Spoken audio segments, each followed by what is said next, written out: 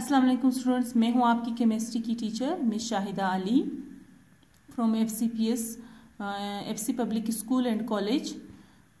तो बच्चे, आज जो हम चैप्टर स्टार्ट करने जा रहे हैं वो है आपका चैप्टर नंबर 4, पेज नंबर 63। तो बच्चे, structure of molecule, page number है आपके पास 63। तो बच्चे, स्ट्रक्चर ऑफ मॉलिक्यूल है, ठीक है, चैप्टर नंबर 4, पेज नंबर 63 या 62 पे देखेंगे तो आपके पास चैप्टर आ जाएगा स्ट्रक्चर ऑफ मॉलिक्यूल।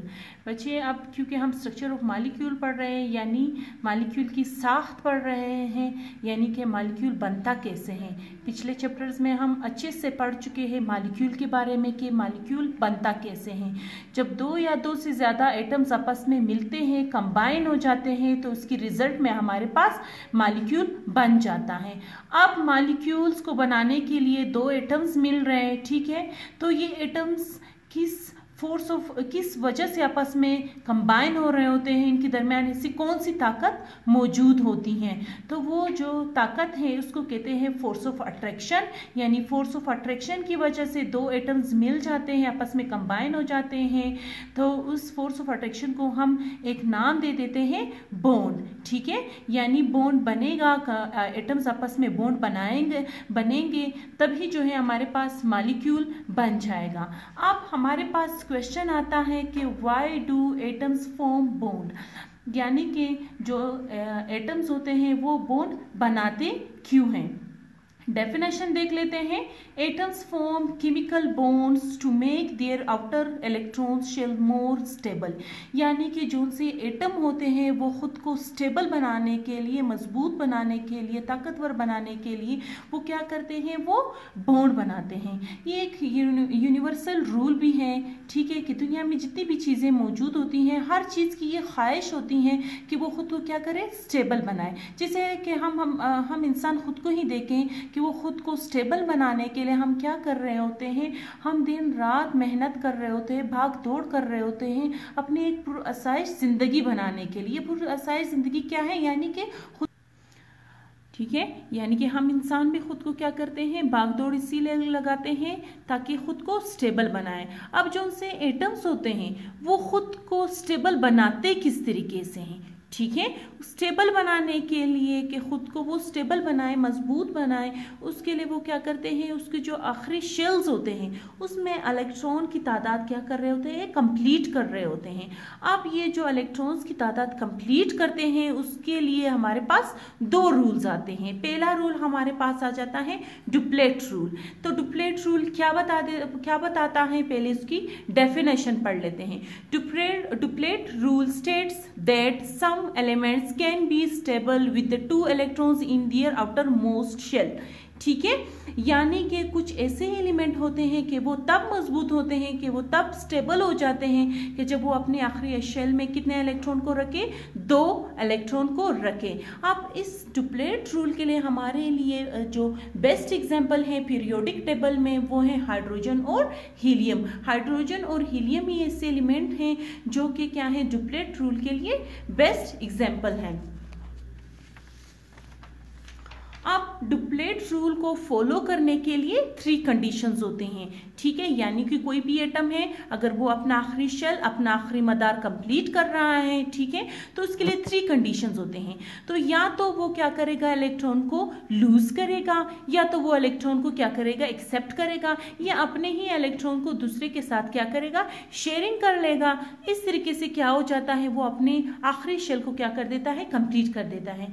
हमने एग्जाम्पल किस चीज़ की ली है, हाइड्रोजन और हीलियम की। हाइड्रोजन है जिसका एटॉमिक नंबर क्या है, 1 है, ठीक है, यानी कि हमारे पास हाइड्रोजन है जिसका एटॉमिक नंबर 1 है, इसके आखिरी शेल में एक ही इलेक्ट्रॉन मौजूद है। अब ये क्या करेगा कि खुद को स्टेबल बनाए, या तो ये लूज करेगा अपने इलेक्ट्रॉन को, या तो गेन कर देगा, दूसरे नेबरिंग एटम के साथ बॉन्ड बना के एक और इलेक्ट्रॉन को क्या करेगा, गेन कर देगा, या तो शेयरिंग ऑफ इलेक्ट्रॉन कर देगा। इस तरीके से क्या हो जाएगा, उसको जो आखिरी शेल है वो 2 इलेक्ट्रॉन से कंप्लीट हो जाएगा। इस तरीके से ये क्या हो जाएगा, ये जो हाइड्रोजन है ये स्टेबल हो जाएगा। सेकेंड एग्जाम्पल हमने हीलियम की ली है, नोबल गैसेज में से ली है, जिसका एटॉमिक नंबर क्या है, 2 है। अब हीलियम क्या है, हीलियम के पास भी एक ही शेल है, लेकिन एक ही शेल में इसके लिए फायदेमंद बात क्या है कि उसका अपना जो एक ही शेल है वो कंप्लीट है, दो ही उसके पास इलेक्ट्रॉन जो है मौजूद है, इसलिए ये क्या है, नॉन रिएक्टिव है, ये बिल्कुल रिएक्शन शो करेगा ही नहीं। अब क्या है, ये कंप्लीटली क्या है, ये स्टेबल है। ठीक है, यहाँ पे आपका डुप्लेट रूल कंप्लीट हो जाता है। सेकेंड रूल हमारे पास आ जाता है कि एटम्स अपने आप को किस तरीके से स्टेबल बना रहे होते हैं, तो सेकेंड रूल हमारे पास उसके लिए आ जाता है ऑक्टेट रूल। ऑक्टेट निकला है ओक्टा से, ओक्टा की मीनिंग क्या है, यानी कि 8। अब ऑक्टेट रूल हमें क्या बताता है, the tendency of atoms to acquire 8 electrons configuration in their valence shell called octet rule. यानी कि कोई भी एटम वो क्या करे, किस चीज़ की ताकत रखे या किस चीज़ के लिए ख्वाहिश रखे कि वो अपने आखिरी शेल को 8 इलेक्ट्रॉन से कंप्लीट कर ले, इस तरीके से खुद को क्या करे, स्टेबल बनाए। अब सेम यहाँ पे भी वही सिचुएशन है कि ये क्या करेगा, 3 कंडीशन यहाँ पे मौजूद हैं कि अपने आखिरी शेल को मुकम्मल करने के लिए, मजबूत बनाने के लिए वो क्या करेगा, या तो इलेक्ट्रॉन को लूज करेगा या गेनिंग करेगा या शेयरिंग ऑफ इलेक्ट्रॉन करेगा। अब ऑक्टेट रूल को समझने के लिए हम क्या करेंगे, हम एक एग्जांपल, तो बच्चे ऑक्टेट रूल को समझने के लिए हम एक एग्जांपल लेते हैं सोडियम क्लोराइड की। ठीक है, सोडियम हमारे पास है, तो सोडियम का एटॉमिक नंबर क्या है हमारे पास 11 और क्लोरीन का क्या है 17। ठीक है, हमने कहा कि ऑक्टेट रूल को फॉलो करने के लिए क्या होते हैं, 3 कंडीशंस होते हैं। यानी कि कोई एटम है खुद को स्टेबल बना रहा है, तो वो क्या करेगा, या तो इलेक्ट्रॉन को लूज करेगा या गेन करेगा, या दूसरी नेम्बरिंग जो सा एटम होगा उसके साथ अपने इलेक्ट्रॉन की क्या करेगा, शेयरिंग कर देगा। अब हमने एग्जाम्पल ली है सोडियम और क्लोरीन की। ठीक है, तो हम पहले शेल में क्या रखते हैं, सोडियम के 2 इलेक्ट्रॉन रखते हैं, सेकंड में हम 8 रखते हैं, हो गए ये 10, और 1 इलेक्ट्रॉन जो है इसके एम शेल में यानी वैलेंस शेल में रखते हैं। ठीक है, अब चूंकि क्या है, इसका जो आखिरी शेल है वो स्टेबल नहीं है, ठीक है, इसने ऑक्टेट रूल को फॉलो करना है, तो ये क्या करेगा, इस एक इलेक्ट्रॉन को क्या कर देगा, लूज कर देगा। जब वो लूज कर देगा तो क्लोरीन क्या करेगा, उसको एक इलेक्ट्रॉन को क्या करेगा, उसको एक्सेप्ट कर लेगा। ठीक है, तो यहाँ पे क्या है, जब ये एक इलेक्ट्रॉन को लूज कर देंगे सोडियम और क्लोरीन इसको एक्सेप्ट कर लेंगे, तो सोडियम पे प्लस का साइन आ जाएगा, कैटायन आ जाएगा, और क्लोरीन पे नेगेटिव साइन आ जाएगा यानी एनायन का साइन आ जाएगा।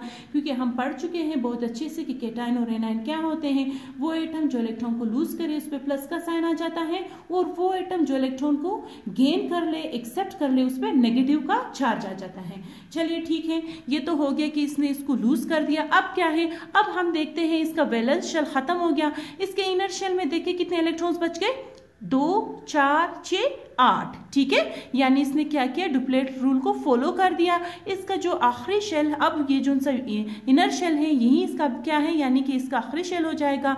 इसके इनर शेल में देखिए कितने इलेक्ट्रॉन है, 8 इलेक्ट्रॉन पूरे हो गए। एक इसने दूसरे के साथ क्या कर दिया, उसकी शेयरिंग कर दी, उसको ट्रांसफर कर दिया।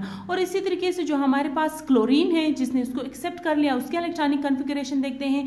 पहले के शेल में हमने 2 इलेक्ट्रॉन रख दिए, दूसरे में हमने 8 रख दिए। ठीक है, ये हो गए 10। 7 इलेक्ट्रॉन जो बच गए वो हमने वैलेंस शेल यानी एम शेल में रख दिए। अब चूंकि बाकी इसके 6 इलेक्ट्रॉन्स देखिए, यहाँ पे देखें ये पेयर्ड में है, लेकिन सिर्फ एक इलेक्ट्रॉन इसका क्या है, वो अनपेयर्ड है। जब ये अनपेयर्ड है तो सोडियम ने क्या किया, एक इलेक्ट्रॉन्स को ट्रांसफर कर दिया, क्लोरीन ने इसको क्या कर लिया, एक्सेप्ट कर लिया। ठीक है, अब ये भी क्या हुआ, ये जो इलेक्ट्रॉन है ये भी क्या हुआ, ये पेड़ की शक्ल में आ गया। अब गिन ले कितने इलेक्ट्रॉन्स के हो गए, 2 4 6 8, यानी क्लोरीन के भी आखिरी शेल में कितने इलेक्ट्रॉन पूरे हो गए, 8 इलेक्ट्रॉन, यानी ऑक्टेट रूल इस पे क्या है, बिल्कुल सही आ रहा है। ठीक है, क्लोरीन और सोडियम ने आपस में कौन सा बॉन्ड बना लिया, आयोनिक बॉन्ड। ठीक है, यानी कि यहाँ पे क्या हो जाता है, ये आयोनिक बॉन्ड या आयनिक बॉन्ड इन्होंने बना लिया। ठीक है, यहाँ पे हमारे जो से ऑक्टेट रूल है, डुप्लेट रूल का जो टॉपिक है वो ख़त्म हो जाता है। लेकिन किसी के साथ ही हम एक्सरसाइज पे चलते हैं, वो क्वेश्चन देखते हैं जो ऑक्टेट रूल और डुप्लेट रूल से रिलेटेड हैं। तो बच्चे अपने किताब पे सफ़ा नंबर 77 पे देखें, गिव शॉर्ट आंसर्स। पहला क्वेश्चन हमारे पास आ जाता है state octet and duplet rules. ठीक है, ऑक्टेट रूल और डुप्लेट रूल मैंने आपको एक्सप्लेन से बता दिया कि क्या है। अब आपने करना क्या है, अपनी नोट कॉपीज लेके, ठीक है, नोट बुक्स लेके उस पर अपना ये क्वेश्चन सोल्व करना है और मुझे दिखाना है, मैंने चेक करना है। तो इसी के साथ ही मेरा लेक्चर ख़त्म हो जाता है। नेक्स्ट टॉपिक के साथ मिलते हैं। अल्लाह हाफिज़।